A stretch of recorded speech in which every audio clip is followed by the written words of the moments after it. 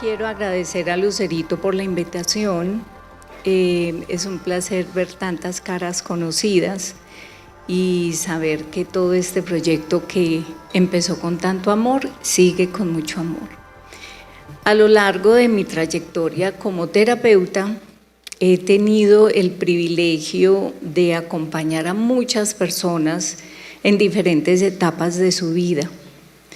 Sin embargo, pocas son las experiencias significativas cuando se encuentra uno con adultos que en alguna vez en su infancia fueron mis pacientes. Su testimonio da fe del crecimiento y la resiliencia a lo largo de la terapia. Y no solo eso, sino el poder transformador del proceso terapéutico.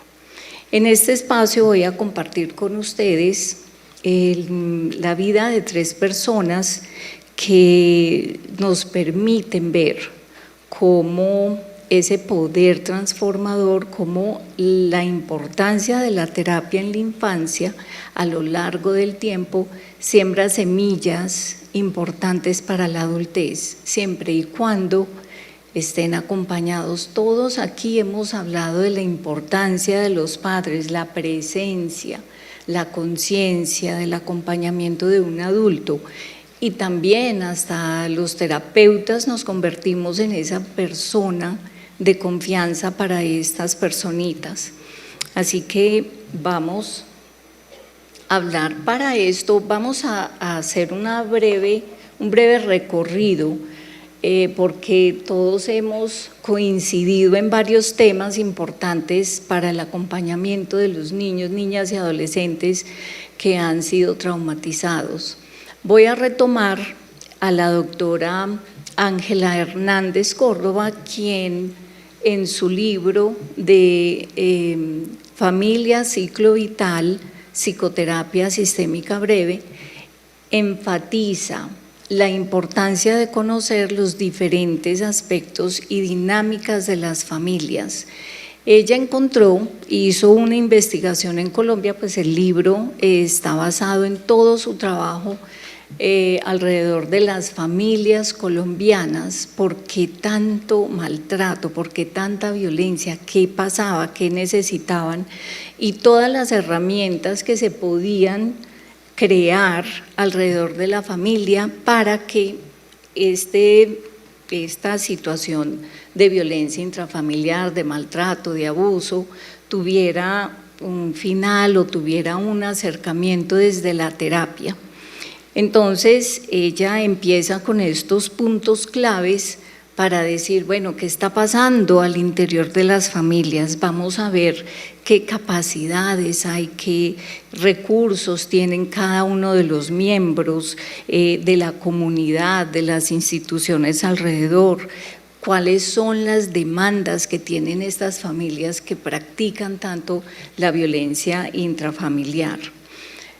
Después también ella retoma los tipos de madres y voy a hacer un recorrido desde los diferentes enfoques que se hacen. Ella retoma el enfoque de John Bowlby cuando habla de tipos de las madres, de tipo de madres basado, este autor se basa en la relación que tienen las madres desde lo emocional con sus hijos, ¿cierto? Entonces está la madre segura que genera confianza, la madre evitativa que es distante y que en ocasiones no es muy afectuosa, la madre ambivalente ansiosa que está intermitente, a veces sí, a veces no, la madre desorganizada que a veces es abusiva. En algún momento hemos visto las personas que pues aquí hemos hablado de trauma, como también participan en este tipo de maltratos.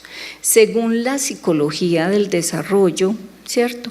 También se habla del tipo de madre, el tipo de madre autoritaria que ejerce la crianza con autoritarismo, la que es permisiva, que es afectiva pero no tiene mucha norma, la madre negligente. En este caso, quiero presentarles a ustedes vamos a ver la entrevista a 3 personas que fueron pacientes de Lucerito en la infancia y que ahora son adultas. Vamos entonces a ver, Elmer, si me ayuda aquí con...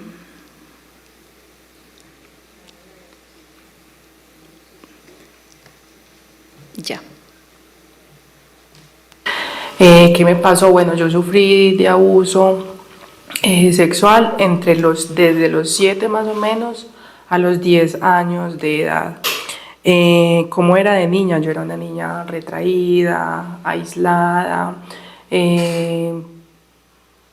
siempre pues estaba como triste o a veces estaba muy enojada cuando era pequeña.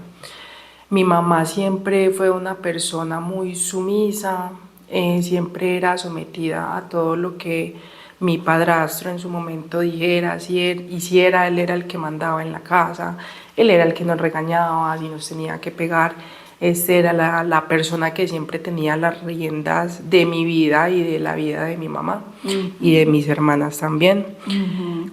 A los 20 años más o menos conocí una persona muy especial que ahora es mi esposo, y con él empecé pues una vida en familia. Me casé muy joven y en la vida de pareja empecé a tener cierta sintomatología, ¿cierto? Me empecé a sentir emocionalmente muy triste, depresión, ansiedad, ataques de pánico. Me daba miedo el entorno, o sea, me daba miedo las multitudes, estar alrededor de, pues que muchas personas alrededor mío, también me daba muchísimo miedo. Me empecé a aislar demasiado. Y por último, mi mamá.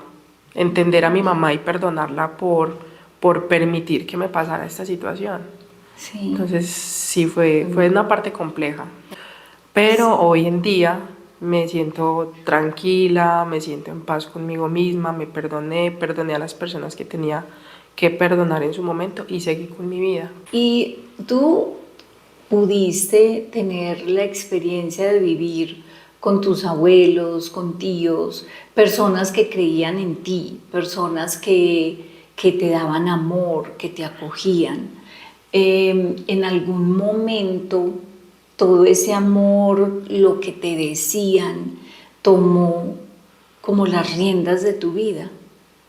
Sí, el hecho también de que esté aquí ahora, se lo agradezco mucho a esas familias, a mis abuelos, a mis tíos, que desde siempre, a pesar pues de que no sabían nada de lo que me había pasado, siempre creyeron en mí, siempre veían en mí una luz y decían, estás hecha para grandes cosas. La sumisión de tu mamá, que aún cuando se enteró, ¿cierto? Eso hace que tú también tenías ese dolor y ese resentimiento en cuanto a, bueno, mi mamá se lo conté, pero pues no hizo nada. ¿Qué pasó? Bueno, cuando mi mamá se enteró del evento, sí se enojó muchísimo. Hubo una pelea tanto física como verbal entre ambas personas. Nos íbamos a ir, del lugar. Pasaron cosas, no sé el qué le dijo, realmente no lo sé y tal vez nunca lo sepa. ¿Qué le dijo? Que la convenció, lo perdonó y finalmente nunca nos fuimos. Se asumió que yo también lo perdoné y tampoco nunca dije nada porque me sentía de cierto modo culpable de dañar una relación, una familia donde habían hijos de por medio. Entonces también me quedé callada y seguí mi vida. ¿Qué quisieras decirle tú a las madres especialmente que pueden escucharte? A las madres, bueno, a mí me hubiera gustado ser la prioridad de mi mamá, ser la prioridad de ella y que ella, cuando se dio cuenta, hubiera tomado cartas en el asunto y me hubiera ayudado. Me hubiera evitado tanto dolor y tanto proceso a lo largo de mi vida, mis 30 y tantos años. Me hubiera de pronto evitado mucho dolor en el camino. Ese acompañamiento de ella me hizo mucha falta. Entonces el mensaje a las mamis pues es que acompañen a sus hijos en todo este proceso, son parte fundamental de la vida de sus hijos como adultos, o sea, que los acompañen en el proceso desde que somos pequeños hasta que somos adultos, son parte fundamental en ese proceso. Sí. El acompañamiento y sentirse queridos por ellas es una parte muy importante. Bueno, como vemos, se confirma nuevamente lo que se dice con respecto a la necesidad que tenemos. ¿Qué me pasó? Bueno, que tenemos de seguir adelante con la crianza de los hijos. Según la influencia cultural y social, el tipo de madres que nos ven, nos muestran la madre sacrificada que deja todo por atender las necesidades de su hijo, la sobreprotectora que no permite la individuación y la independencia de sus hijos, la madre controladora o helicóptero que está siempre encima monitoreando y mirando qué se está haciendo, qué hace ese hijo, la madre ausente que de pronto a veces por motivos de trabajo, situaciones familiares o porque simplemente no está interesada, entonces afecta el crecimiento de los hijos, y la madre amiga, que es la que confunde la autoridad en sus hijos. Vamos a ver también desde la psicología clínica que nos habla de la madre narcisista, la madre tóxica, que es una palabra muy común y muy utilizada en todo tipo de relaciones, y la madre resiliente. En este caso quiero mostrarles la vida de esta paciente que cuando tenía 7 años llegó a Lucerito. Esta niña, su trauma era un trauma complejo, se le olvidó leer y escribir, mucha desconfianza, y con la ayuda de psicopedagogía, psiquiatría y medicina con la que contaba la fundación, fue posible sacar adelante esta niña. Como decía la doctora Paula ahora, que hay madres que simplemente confían y crean ese vínculo con la terapia, con las terapeutas. En la terapia de familia, esta mamá pudo tener muchas herramientas. Sin embargo, sale de la fundación y ella sabe que la psicóloga es la respuesta a sus problemas para la crianza de sus hijos. Pero vamos a escuchar entonces a Diana. Por protección le cambiamos los nombres de la identidad. Bueno, Diana de niña era una niña muy sola, muy triste. Diana se mantenía como en un vacío, no sabía expresarse, le costaba mucho comunicarse con las personas, y también en su infancia no sabía, se le olvidó leer y escribir, y era muy agresiva. ¿Qué sentías tú cuando llegabas a Lucerito? Cuando yo llegaba a Lucerito me sentía a salvo. ¿A salvo? Sí, me sentía tranquila, me sentía escuchada, protegida, querida. Mi mamá me cuidaba, pero mi mamá no se mantenía conmigo. Mi mamá se mantenía en otras partes y yo me quedaba solita todo el tiempo, entonces jugaba sola, hacía todo sola. ¿Cómo crees tú que desempeñaron esa tarea tus papás? La verdad, creo que mal. Creo que les faltó como mucho amor y mucho apoyo, y mucha comunicación. ¿Tienes hoy? ¿Qué relación tenías en ese tiempo con tus papás, en tu familia? Era una relación donde siempre había maltrato físico y verbal, donde, por ejemplo, no hablaba con mi papá, y con mi mamá pues era todo grosería, todo maltrato. ¿Qué pasa después? Después de que yo salí de Lucerito, bueno, mi mamá pues siguió dejándome sola. Ya me fui convirtiendo en una adolescente y entonces yo vivía pues solita. Mi hermanito me maltrataba mucho y mi mamá justificaba mucho ese maltrato. Entonces a raíz de eso también comencé como a adquirir, como a tener mucha rabia con mi familia por todo eso, por la injusticia. Entonces comencé a consumir. Okay. Me ¿Qué salió- consumías? Consumía perico y marihuana Okay. y éxtasis y muchas otras drogas. Ujú. Bueno, yo me salí de mi casa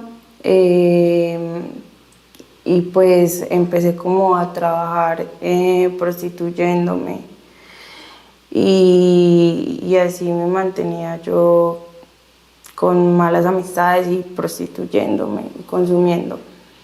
¿En qué se convirtió la relación con tu mamá en ese tiempo? En ese tiempo, pues mi mamá nunca, a pesar de las herramientas que ha tenido y del apoyo que hemos tenido de ti, mi mamá nunca ha sido consciente de eso. Entonces,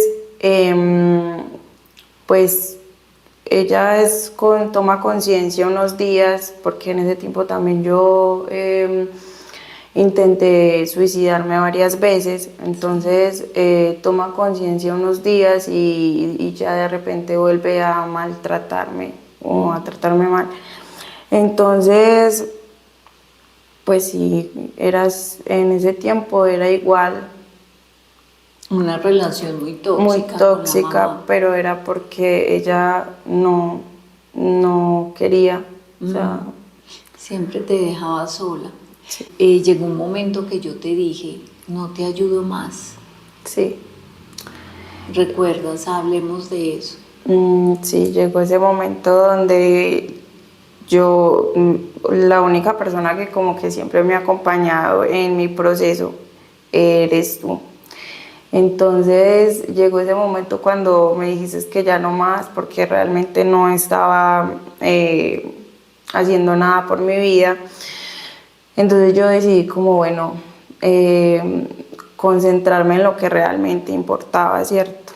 Y en las personas que realmente creían en mí como tú y que me brindaban amor. Entonces empecé a cambiar, empecé a dejar de consumir,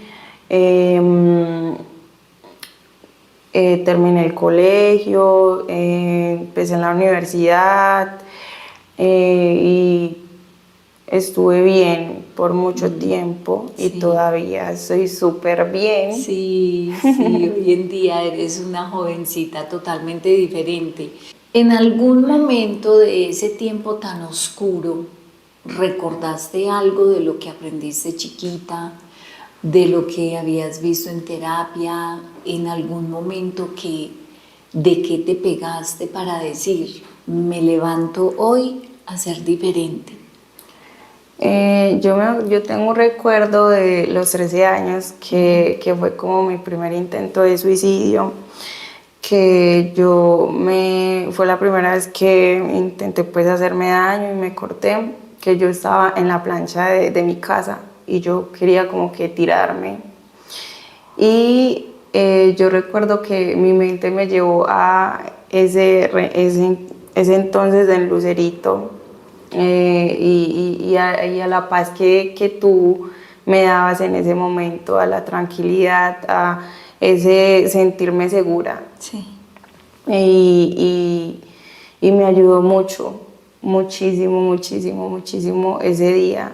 Y desde entonces, pues, tú también me has ayudado mucho. ¿Qué mensaje le quisieras enviar tú a las mamás o a las personas que quieren tener hijos?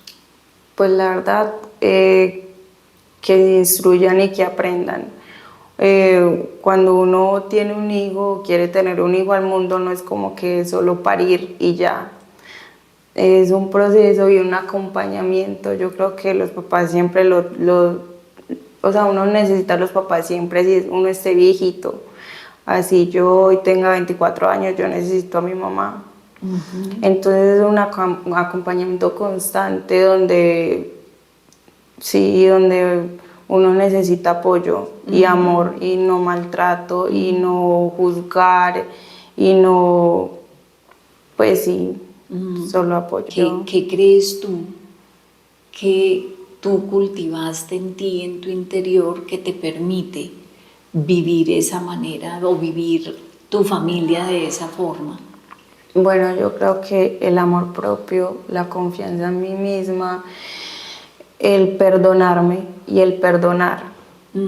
El perdonarme a mí misma y el perdonar a mis papás. El saber que todos hacemos lo que podemos.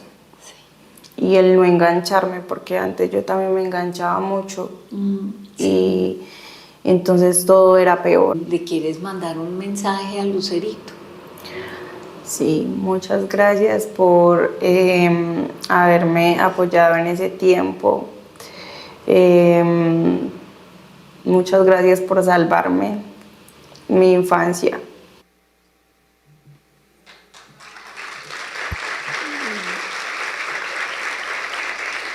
Ahora hemos visto los resultados, ¿cierto?, de una madre tóxica, de una madre permisiva y ausente, y ahora vamos a ver la historia de una madre que estuvo ahí en todo momento y sigue estando.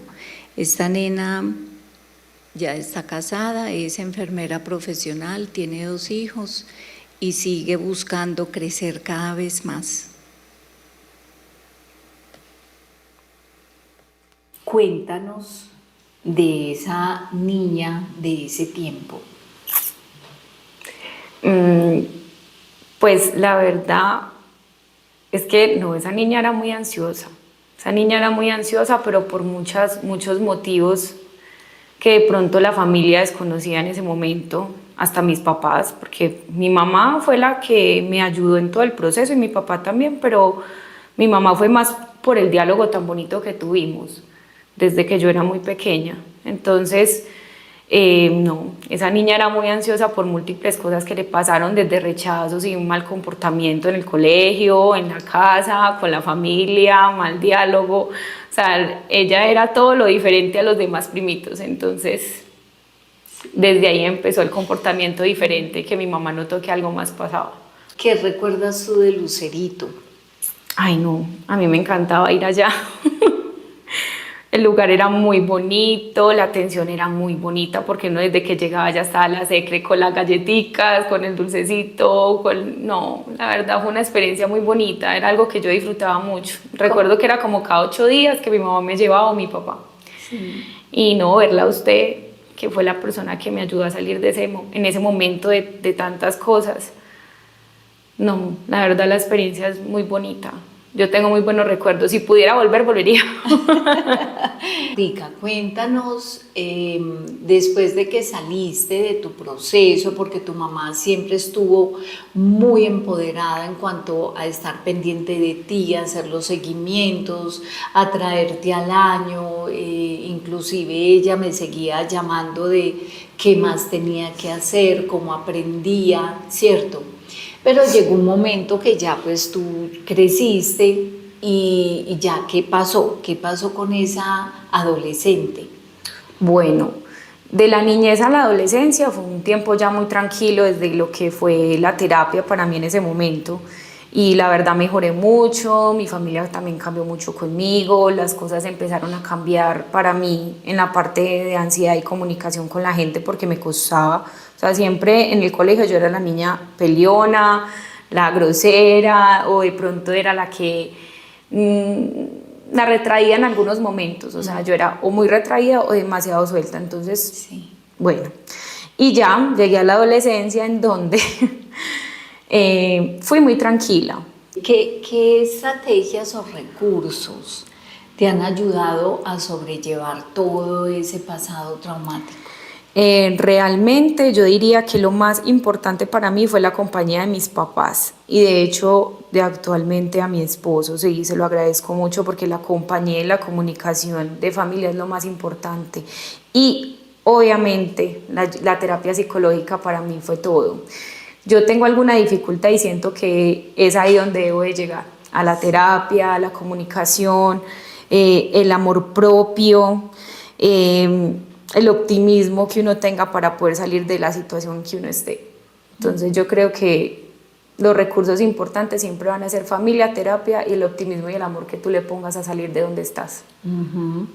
¿Qué mensaje le darías a las mujeres que han pasado por lo mismo? O sea, mujeres madres de hijos que han vivido experiencias de abuso sexual.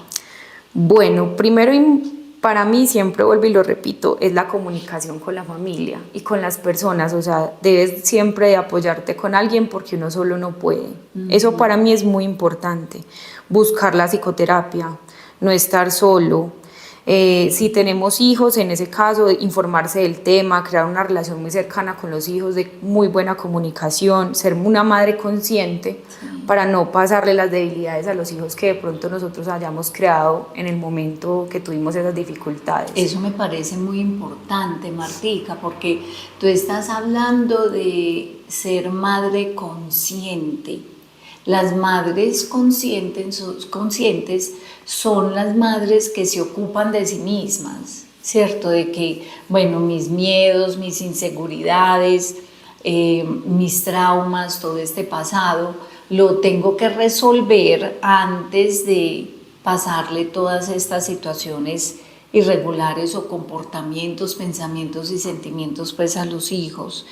¿En qué formas has encontrado fuerza y resiliencia dentro de ti? Yo creo que a mí me impulsó mucho el amor. Yo creo que yo encontré desde el amor la fuerza que hoy tengo para salir adelante. Vi en mis hijos lo que yo fui en algún momento. Entonces... Perdón. Hablas del amor de tus papás, el amor de la exacto. familia, el amor... O sea, en el amor uno encuentra mucha fuerza para uno salir. Y yo creo que amando es la forma más grande de uno salir de donde uno esté. Sí. O es lo que para mí más me impulsa, el amor de Dios, el amor de mis papás, el amor de mi familia. Entonces fue lo que me impulsó mucho a salir. Gracias. ¿Quisieras decir algo más, Martica? No, pues la verdad muy agradecida con la fundación, muy agradecida con usted, doctora, por todo. La verdad no tengo cómo pagarle, usted lo sabe, el amor tan grande que le tengo y no, pues la verdad muy agradecida y espero que ojalá muchas personas que lo necesiten también se la encuentren a usted en el camino o en la fundación, que tanto me ayudó a crecer como hoy estoy y en donde estoy. Tan bonito, tan bonito.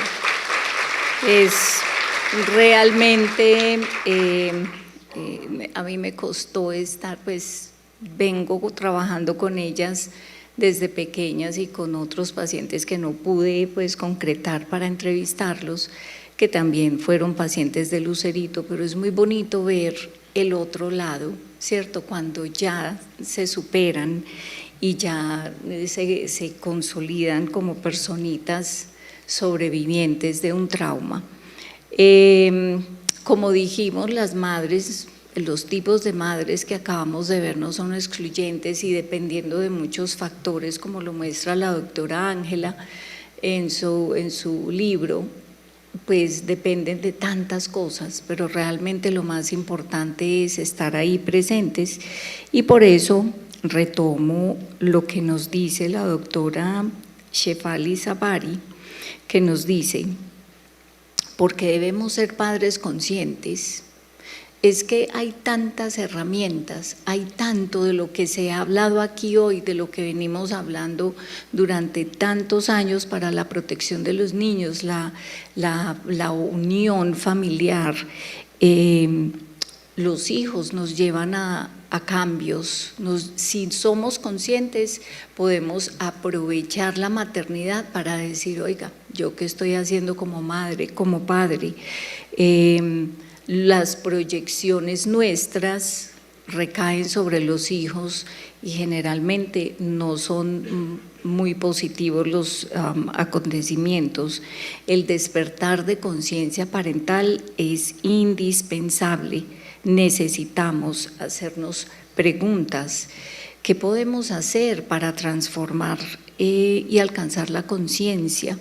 Como digo, la doctora Sabari, psicóloga con doctorado en psicología clínica, dice, en este caso el ego no es la arrogancia. El ego se refiere a la identidad falsa que tenemos los padres, que construimos nuestros propios temores, heridas, inseguridades y deseos no resueltos. También lo transferimos a nuestros hijos.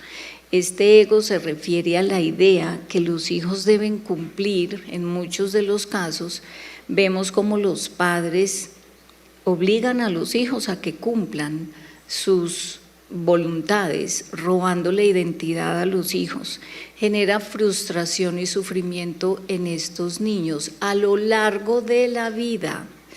Entonces, cuando no encajan esas expectativas, entonces, ¿cuándo van a encajar los hijos en mis expectativas como madre si yo no soy consciente?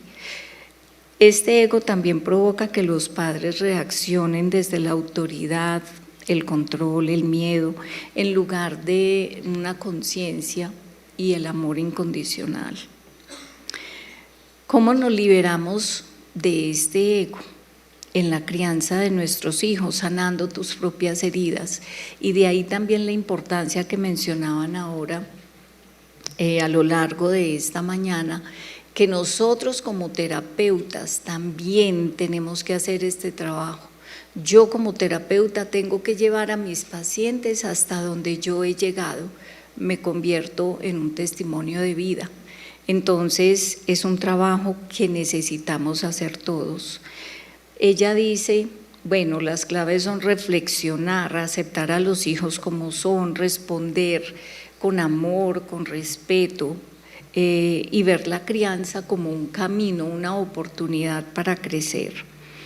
Entonces invitamos a los padres a soltar el control, el miedo, las expectativas, a educar desde la presencia, estar presentes. Sabemos que los retos que nos presenta hoy la vida incluyen los medios sociales, el trabajo, la interacción con las familias se hace a veces tan difícil que a veces no estamos presentes con los hijos, la aceptación y la conexión auténtica con ellos. Entonces la atención, el amor, el respeto, la relación de mi hijo como crecimiento mío también, yo como persona que tanto he creído. Entonces yo digo, los padres amamos mucho a nuestros hijos, pero no los sabemos amar bien, porque realmente a veces no conocemos en profundidad qué hay en esos corazoncitos. Si no somos capaces de escuchar el latido de nuestros propios corazones, ¿cómo nos vamos a poner en el lugar de ellos y a escuchar el de ellos? ¿Qué hay que hacer? Pues yo les hago esta pregunta. ¿Cuál es mi proyecto parental? ¿Cómo lo pongo de manifiesto en la interacción cotidiana con mis hijos o mi hijo? He planeado una misión seria, consciente, como lo haría si dirigiese una organización grande. ¿Cómo es? Si todo estaba tan bien pensado, ¿por qué no lo pensamos bien? Muchas gracias.